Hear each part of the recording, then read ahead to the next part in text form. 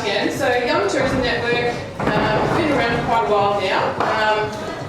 One of the misconceptions I think about Young Tourism Network is it's not just for young people. It's kind of for anybody that's wanting to emerge into tourism and people who are wanting to kickstart their career, build new networks, find new people to meet. It's a really supportive environment that we've really tried to grow through social and professional development, just to kind of, share that connection and really inspire people to grow their careers in this industry. And that really ties well into tonight's pathway, which is all about progression in the industry and the different kinds of jobs that exist, because I think sometimes it can be really daunting when you come out of uni, you're not really sure where to go, where to look.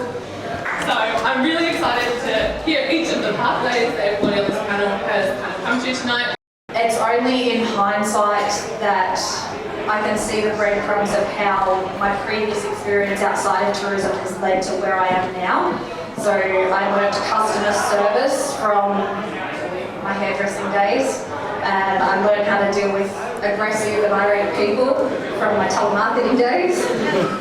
I learned social media and how to run a business from being a glass artist, and I learned admin, dealing with different cultures, and most of all compassion through my days at the medical clinic. And it all paid off because towards the end of my studies at Werribee, I was offered a staff position at the visitor centre, also a role at Zoos Victoria, working at Werribee Open Range Zoo. And I've got no regrets because both of these jobs absolutely complement each other. Good, hello. Every time I get a microphone, I'm back in European tour guide mode. On the chin, he knows what we're talking about. And the emergency code in Europe is 112. Great. My career in tourism has also been a bit of a zigzag as well. So I'm from Perth originally. Anyone from Perth? No one? Just good, fantastic. Got into journalism for about 10 years. Then decided I wanted to change. Applied to be a tour guide. We busted out and got that job. And for me, that was not just a career game changer, but a real personal game changer as well. And that was really my first exposure to tourism. I loved it. The thrill, as you can see, the microphone, I do love it. There's something about telling a story to people and having them really hang on your every word and communicating a place and experience in a way that's meaningful. That people walk away in 2 years' time, 3 years' time, 10 years' time, and tell their friends, wow, I had this guide in Paris and it was something else, And I think that's what I tell my guides for driven history tours. You've got to remember that for a lot of people, this is their only, particularly the Americans, for example, 2 weeks off per year. This is the only time off they have per year. So you better give them a good experience. And I was studying just a class, destination marketing, and I loved it because when I was studying that class, I went up to Queensland for a few trips over a few years, and I thought, oh, Queensland's beautiful, but I love Melbourne. I want to go home and I want to show people what we have here. But then I did volunteer on the Young Tourism Network committee for the past 2 years, and I just wanted to say that complemented everything that I did, and I was able to just be immersed in the industry. I'm really passionate about it, so thanks for having me. I'm currently working at the City of Melbourne in economic development. I've got a really big job to try and bring the city back to life and bring people back and support local businesses and keep them running. My experiences travelling really encouraged me to look at some further education, and it was a fantastic experience for me, really, developing my interest in tourism and putting an academic lens on travel. So while I was doing my studies, I took up I volunteered a lot, gave myself away as like a free labour and did whatever I could. So I went to Destination Melbourne and worked there for like 6 months. And they paid for my marking into town each day, which was awesome. It was more about being just surrounded by people who were working in the industry and learning off them. Learning off others, I think, is something that, learn to do really well, and just act as like a sponge and being around people like Carla and absorbing everything that comes our way. So, some really great experiences and did some of those for free, and I think that's one thing that I really remember serving well is just, putting your hand up for anything and everything and just having a crack. And if you're no good at it, who cares, until you've tried everything, you don't really know what you'll enjoy. And that's been really interesting for me. What are some of the reasons that you've chosen tourism? There's a thing about travel that brings out the best in people.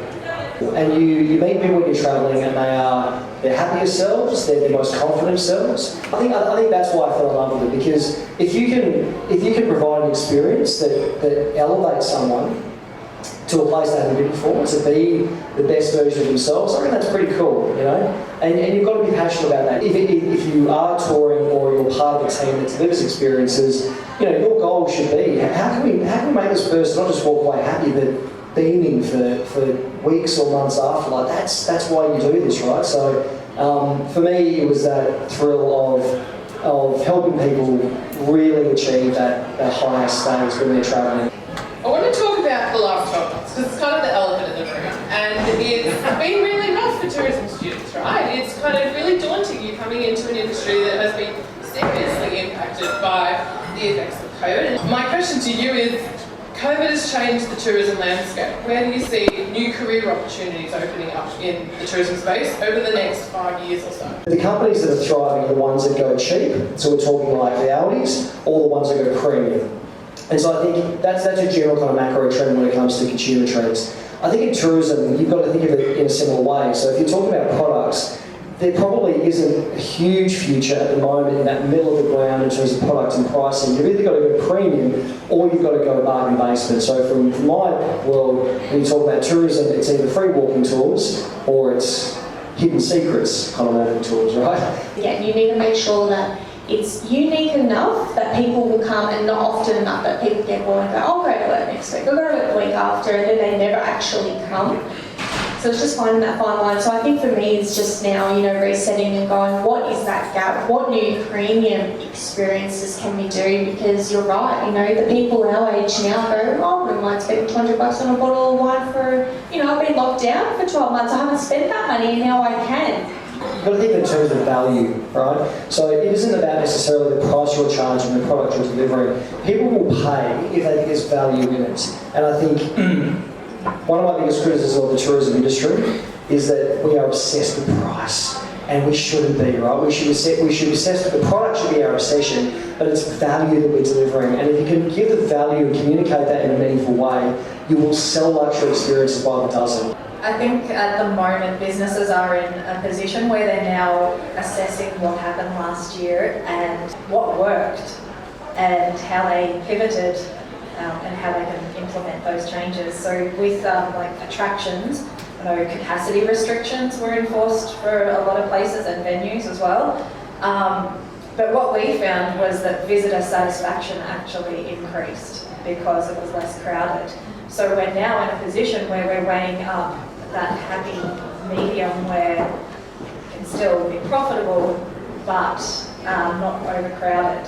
So maybe keeping those capacity restrictions.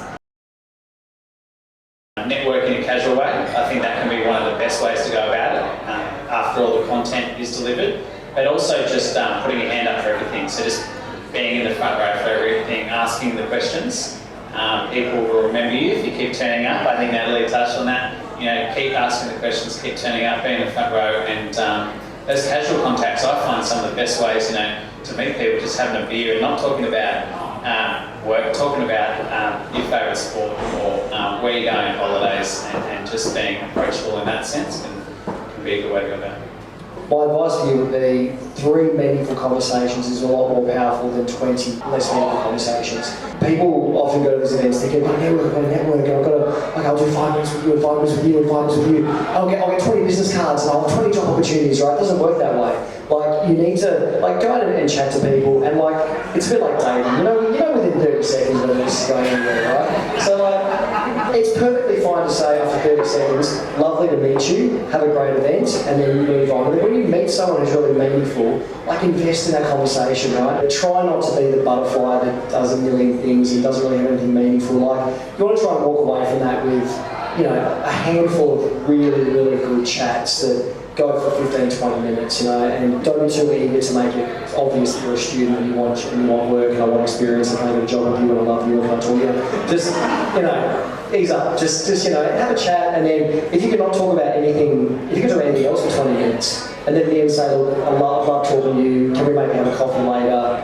Perfect. And then you can pick that up after. Actually plan out who you want to talk to. So have a plan of who those 3 people are before you get there. Knowing who's already in the room will really help you already prepare your first sentence with that person. I think like as a student it's easy to feel imposter syndrome at networking events because you might not yet have anything to offer.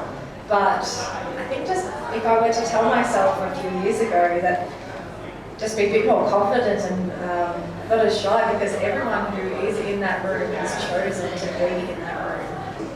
I think the benefit of tourism as well is that everybody in that room will be a people person, because that's the kind of people that the industry attracts. And I think 2 points really come to hit home for me on that, and it kind of resonates on what each of the other people were saying, but be genuine and listen, and ask thoughtful questions. It might not be in the traditional sense that you get a full-time role for 2 years and then you might get sponsored and be able to, to continue after that. It might be that you combine some volunteer experience with some, part-time work or casual work, and it might be across a number of different organisations. So looking for your niche and your opportunity, and maybe just doing things a bit differently than a traditional sense of finding a full-time employment first go, and just diversifying, your approach to things.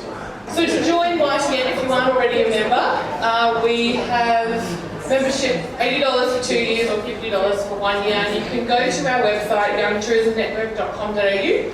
You're able to find all the information there on how to sign up and our future events as well, which we are hoping to do quite a few in person this year, which will be really great to make the most of that. Check out our social medias, there'll be all kinds of pictures about tonight and whatnot on there as well. So make sure you like that, share it with your own networks, get people talking about YTN. Have a great night, thanks for coming.